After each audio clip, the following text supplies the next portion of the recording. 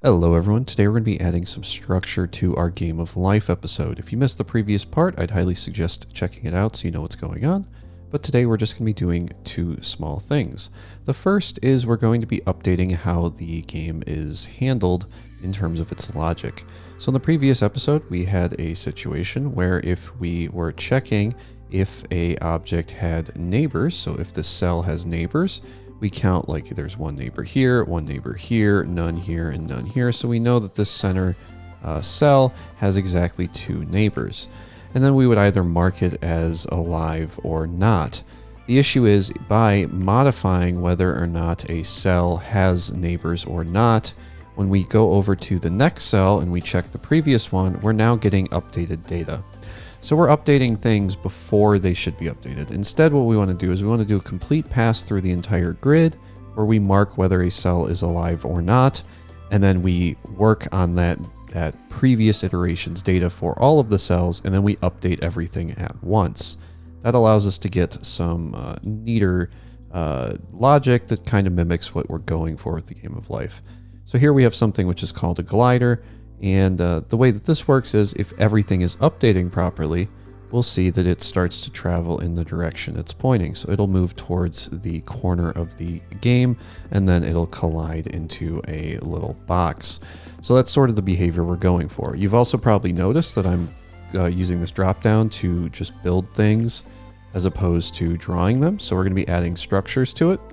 And we have a couple options to choose from. Some of them give some pretty interesting behavior if you've never seen them before. It really depends on what you're going for.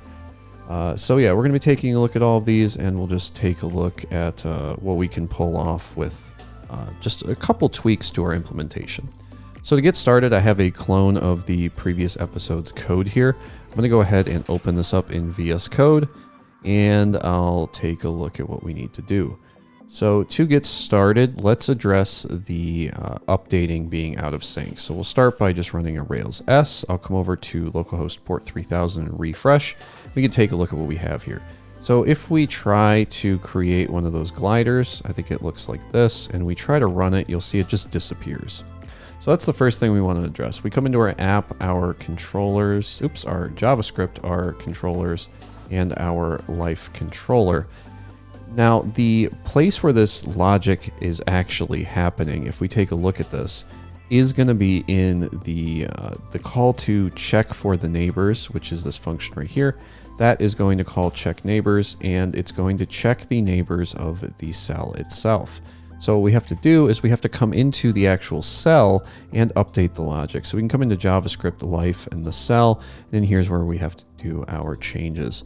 Now, the first couple things we're going to do, I'm going to switch the alive and unalive colors to be RGB instead, just to sort of update those a little bit.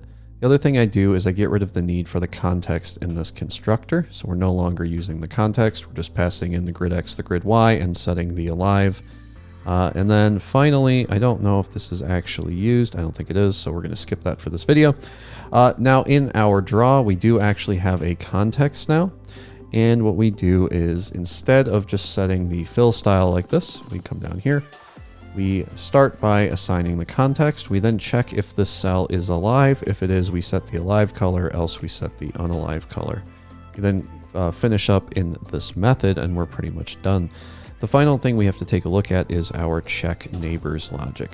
So in our check neighbors, we're grabbing the neighbors, we're grabbing the alive neighbors, and that's all fine. But in here, where we do the alive check, what we want to do instead is refactor this a little bit. So inside of our first if statement here, we don't want to be checking just if it's less than 2 or if it's greater than 3. We want to be checking if it's equal to 2 or if it's equal to 3. In which case, if it's alive, it's going to stay alive, else it's no longer going to be alive. We just want to set the cell down here to alive if it has exactly 3 neighbors. But the key is, just like up here, we're no longer setting this dot alive, we're setting next alive. And that's the trick that allows us to do this updating, where we go through and we set it based on the next alive as opposed to its current alive. Once this is done, we're effectively done inside of our cell. So where does the bulk of this logic get handled then? Well, in our life controller, we have that method where we do our check neighbors, right? And then right below this, we can create another method that we can use, which is just going to be the next generation method. It's going to loop through the X, the Y, and then for each of those, it's going to call a method called next generation. Next generation is just going to be something in our cell that is a quick little switch that flips this dot alive with this dot next gen alive. So that's where we're finally updating our array. After we're done checking all of the neighbors, we then come down here and we update the state of the actual array. And the next gen or the next generation call happens inside of our animate grid. We have our check neighbors. We then do a this dot next generation. We now come over here and we refresh. We'll run into an error because we don't have that context, I believe. So yeah, it's going to be telling us it can't set the fill style, right? So the issue here is we have a context that we're passing in when we create the cells. So if we look for like a cell dot, yeah, right here, we have this. We no longer want to pass in the context here. Instead, what we want to do is we're going to have a call to a draw method, and not this one, but it's going to be the cell.draw, and that's where we want to pass in this .context, I believe. If we now come over here and we refresh, we get the grid again. We can click. Let's try to create a little glider, and now we can see the glider hits the edge of the screen, and then it becomes a block just like we would expect. And this is where we start to get the actual behavior of what Conway's Game of Life should look like, where we get the static boxes that work the way we expect them to. So that's the first part. So at this point, we can now go ahead and stop our server. We can do a git branch, or we can do like a git checkout -b, update game rules, I guess. And then we can do a git add dot, git commit -m, fix game rules, and then git push if we so desire, which tells us to run this command. So we just copy it, paste it, and run it. So that's our first step along the way. Now our second step, again, only 8 minutes in, we're pretty far along, right? Is going to be our dropdown. So let's go ahead and let's deal with that. Let's come into our pages, or our home page. So our views, our pages, and our home.html.erb. Now in here, for now, we're going to handle it in a certain way. We're going to have a select tag that we throw, I guess, below the rest of these buttons. It's going to be a select tag for the structure type, and then it's going to have whatever the options are. In the future, we're going to refactor this so that we don't have all of these here, but this to me is the best way to sort of set it up for that change in the future, so that you can see sort of how the logic gets replaced. So for now, we're going to have these options here. It's going to be cell, the glider gun, etc., etc. And if we run a Rails S and we refresh, hopefully, I don't know if this will actually render the canvas. Yeah, okay. So it'll show us the dropdown, but the dropdown won't actually do anything yet. So we still have to add these options. So you'll notice here it calls a method that is the set placement type. So inside of our life controller, we need to set up the set placement logic. So the first bit we want to do here is after our width and height, we want to set the canvas here. And we set it to be equal to the cell width and the cell height, which is just going to cause the canvas to be a bit bigger. I'm actually going to move it like this. That just gives us a bigger canvas. So that's now a little bit easier to look at, I guess, if you want to think of it like that. The next thing we want to do is tell it that we have this placement type. So we can just do that wherever we'd like to. We're just saying the placement type is going to be equal to placement type.cell. And placement type is going to be something that we import from a placement type settings option that we have in our life and settings folder. So inside of life, we're going to right click new file and just call this settings.js. And then inside of settings.js, we just have a list of placement types that correlate to all of those options in our select tag. Again, we'll refactor this later, but for now, this is just kind of how we have it set up. We can then come back over to our life controller, because now we've largely finished up in our connect method. So we can go ahead and save this and collapse this. Next, we want to come down to our toggle cell button, which is going to be somewhere down here, right here, toggle cell button. And in here, instead of doing a toggle cell, we now have a bit of extra logic, which could theoretically just be its own method if you are so inclined. But for now, we'll just leave it like this. And we have this logic. So what we're doing here is, I guess if we right click this, we could even just do a Always helps to see this. Right-click refactor. You can extract this to a inner function or a method in the class declaration, and we can just call this like handle, or I guess toggle by placement type. So that just extracts it out to a function here so that we don't have those nested if statements. And then in here, it's just a toggle placement type, which says, is this placement type equal to a cell? If it is, it just toggles the cell. If it's not, it's then going to call a place structure. And the place structure is where we start getting a little bit fancy here. So we come down here, and in our home, if you'll recall, we had that set placement type. So we'll come down to the bottom. We'll start with the set placement type, which is just going to set the placement type equal to the event.target.value, which means it's going to directly correlate to what's inside of these strings. So that's pretty cool. Now what we want to do is we want to handle the placing of the structure. And this is going to be another area for a refactor. For now, I'm just going to need you to look at this and trust me when I say it hurts me more than it hurts you. So what we do here is for each of our different structures, we're just checking, does this have a placement type equal to placement type.glider, for example. We then call a structures.glider.place. We pass in the grid, the X and the Y. Now these structures up top here are going to be coming from another file in our life folder called structures. So we'll right click in life, we'll call this structures.js. And because I already know what we have to do here, I'm also going to create a structure.js. So inside of the structure.js, we are going to export a class called structure. This is going to have a constructor which takes in a name and a list of cells. And then optionally, it really depends on what your implementation looks like, you can create a place method here. So these are just like debugging purposes. You can either leave them or remove them. We'll leave them in here for the sake of readability. But what we do is we iterate through each of these cells after we pass in the grid, and then we create a clamped X, which is just the like the min of the max of the cell locations, which just like bounds it between X equals 0 and X equals the length of the grid minus 1. So if we have a structure that's like a L shape and we put it at the edge here and it goes over, it'll just generate the long arm. It won't generate the horizontal arm. So that's sort of what we're doing. And similarly for the Y here, we just have the min of the maxes, which is just the clamp function. Unfortunately, JavaScript doesn't have one built in. So then we take the grid and we pass in the clamped X and the clamped Y, and we set the alive equal to true. We can then come over, and actually this is, I think this is how we're doing it, right? I think we do X and then Y. Yeah, okay, we're doing X and Y.